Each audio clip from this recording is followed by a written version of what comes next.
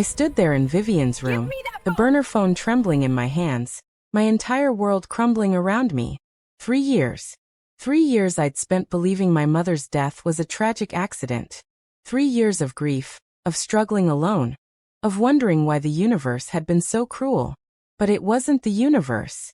It was him. My own father. Tears blurred my vision as I scrolled through more messages. Each one was another knife to my heart. Instructions for surveillance on my mother. Discussions about eliminating the problem. Cold, clinical language about ending a human life. My mother's life, like she was nothing more than an inconvenience. I had to get out of there. Had to think. But as I turned to leave, the bedroom door opened. Vivienne stood in the doorway, her eyes locked on the phone in my hands. Time stopped. Well, she said softly, stepping inside and closing the door behind her. I was wondering when you'd find that. My throat closed up. I couldn't breathe, couldn't move. She walked toward me slowly, deliberately, like a cat approaching a cornered mouse. You're not really Isabelle Martinez, are you? You're Isabelle Chen. Sarah Chen's daughter. She smiled. I knew there was something familiar about you. You have her eyes. You killed her. My voice came out as a whisper, broken and raw. I didn't kill anyone, darling. I simply made a phone call. There's a difference. She reached for the phone, but I pulled it back. Her smile faded. Give me the phone, Isabelle. No. Give me the phone. Her voice turned to ice. You have no idea what you're dealing with.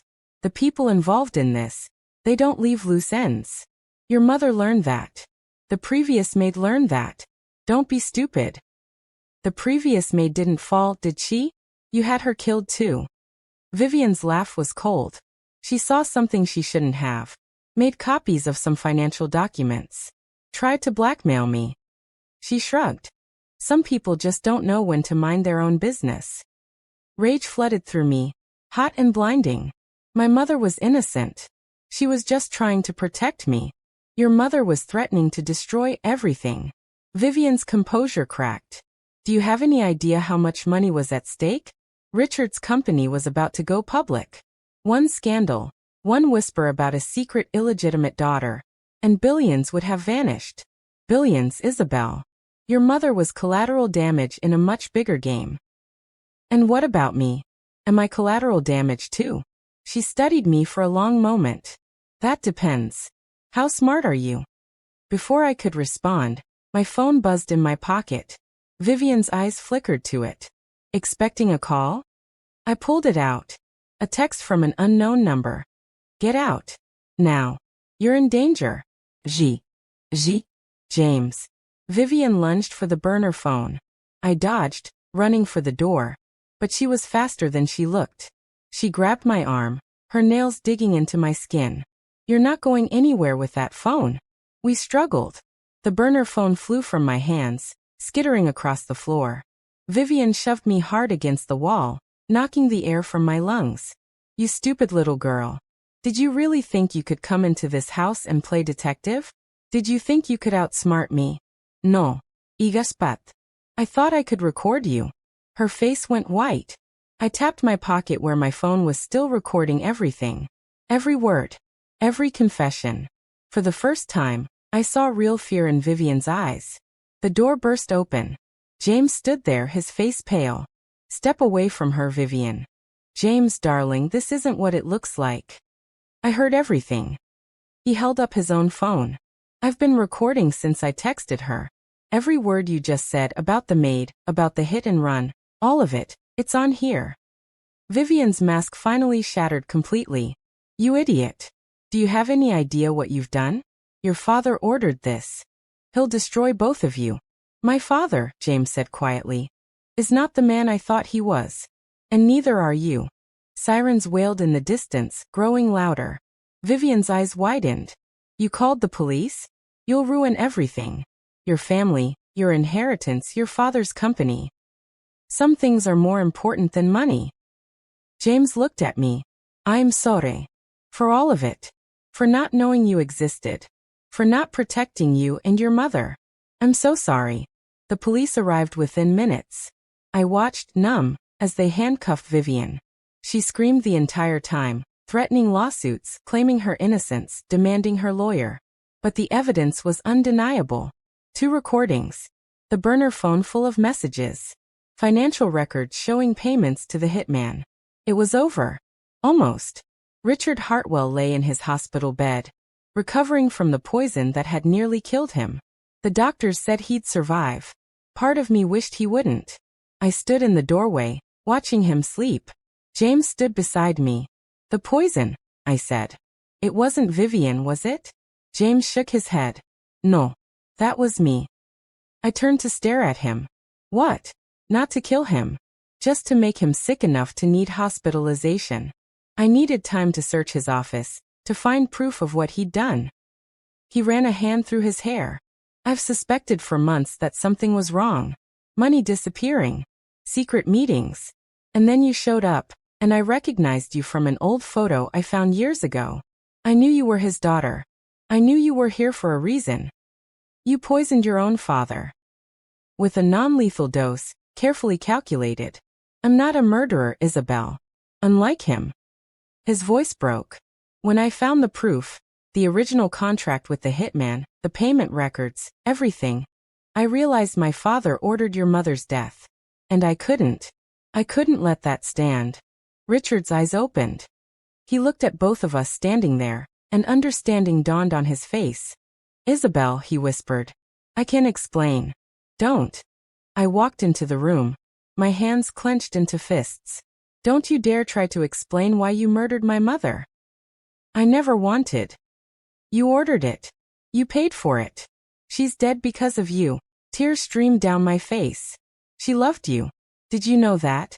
Even after you abandoned us, even after you paid her to disappear, she still kept a photo of you. She told me stories about how you met, how happy you were before I was born. She loved you. Richard's face crumbled. I loved her too. But I couldn't. The company, the board, my reputation. Your reputation was worth more than her life? Silence. I'll turn myself in, he finally said. I'll confess to everything. You'll do more than that. I pulled out a document James had prepared. You'll sign over controlling shares of your company to a trust.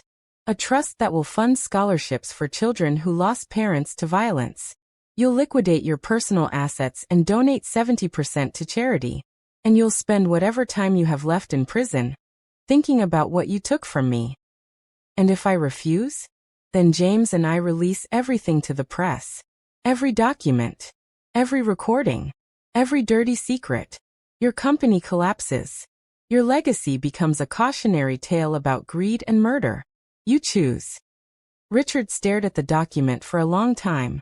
Then with shaking hands he signed it. 6 months later, I stood outside the Hartwell mansion one last time. It had been sold, the money distributed according to Richard's new will. Vivienne was in prison, awaiting trial. Richard had confessed, and was serving 25 years. James approached, carrying 2 cups of coffee. Thought you might need this. Thanks. I took the cup, staring up at the massive house. It's strange. I spent so long wanting to destroy this place. And now that it's gone. You don't feel satisfied? I feel empty. Mom's still gone. Nothing I did brings her back. No, James agreed. But you got justice. That counts for something. Does it? I turned to him. I destroyed my own father. Sent him to prison. Some days I feel like a hero. Other days, I feel like a monster. You're neither. You're human. You did what you had to do. He paused. For what it's worth, I'm glad I met you, sister. Sister. The word felt foreign and familiar all at once. Me too, I admitted.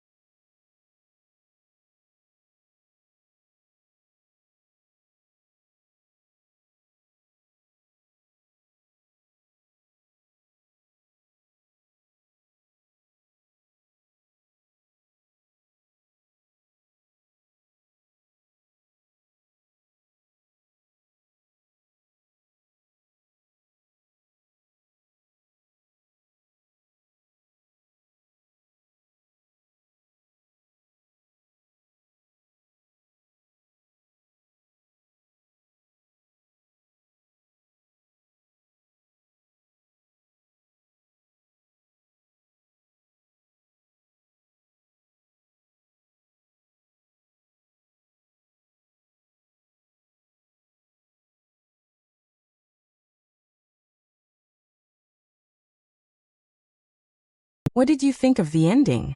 Did James redeem himself? Should Richard have gotten a harsher punishment?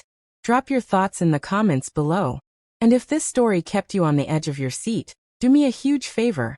Hit that like button, subscribe to the channel for more incredible stories like this, and drop a comment telling me what kind of story you want to see next. Should I do more revenge stories?